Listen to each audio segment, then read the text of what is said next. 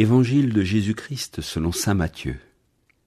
En ce temps-là, Jésus déclarait aux foules : « À qui vais-je comparer cette génération ?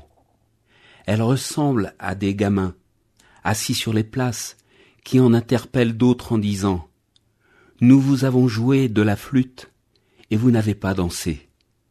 Nous avons chanté des lamentations, et vous ne vous êtes pas frappé la poitrine. Jean est venu, en effet. Il ne mange pas, il ne boit pas, et l'on dit : c'est un possédé. Le Fils de l'homme est venu, il mange et il boit, et l'on dit : voilà un glouton et un ivrogne, un ami des publicains et des pécheurs. Mais la sagesse de Dieu a été reconnue juste à travers ce qu'elle fait.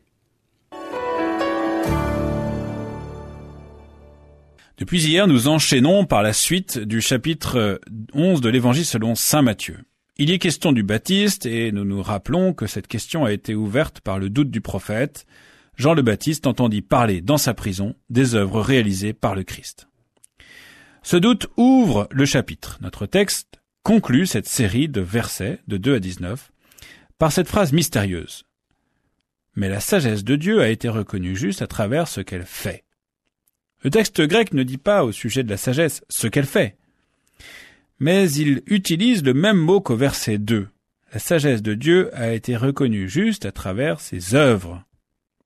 Le même mot se situe en ouverture et en conclusion de ce passage sur Jean le Baptiste.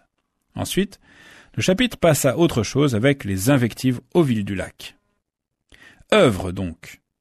Les œuvres sont déterminantes pour reconnaître le Messie. C'était d'ailleurs ce que Jésus avait répondu aux envoyés de son cousin détenu. Les aveugles voient, les boiteux marchent. C'est une réponse par les œuvres, et les œuvres que Jésus fait sont les œuvres du salut. Elles manifestent qu'il est venu nous sauver. Elles manifestent que nous sommes en présence du Sauveur. Pourtant, les œuvres dont il est question dans l'Évangile d'aujourd'hui n'ont rien manifesté d'un Sauveur aux yeux des détracteurs. Il mange et il boit, et l'on dit : voilà un glouton et un ivrogne.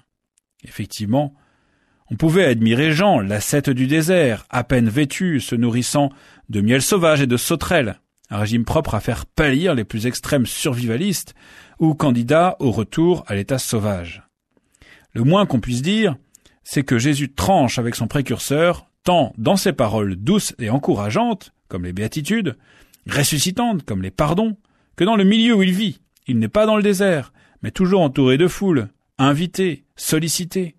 On le voit si souvent à table en compagnie de toutes sortes de gens, les publicains mais aussi des païens, des femmes de mauvaise vie. Il ne les exhorte pas directement à la conversion comme le faisait explicitement et vigoureusement Jean, mais à son contact, elles changent de vie comme Zachée, Marie-Madeleine et tant d'autres. Bref, là où il y a contraste, il y a comparaison. Et les foules auxquelles s'adresse Jésus semblent les arbitres du match entre Jean et Jésus. Mais cela va se retourner contre eux. Jésus ne critique jamais Jean.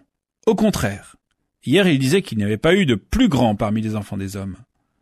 Jésus prend Jean à témoin pour se retourner contre ceux qui se posent en arbitre entre eux. Ces foules murmurantes complètement hors du jeu. Nous avons joué de la flûte et vous n'avez pas dansé. Nous avons chanté des lamentations et vous ne vous êtes pas frappé la poitrine.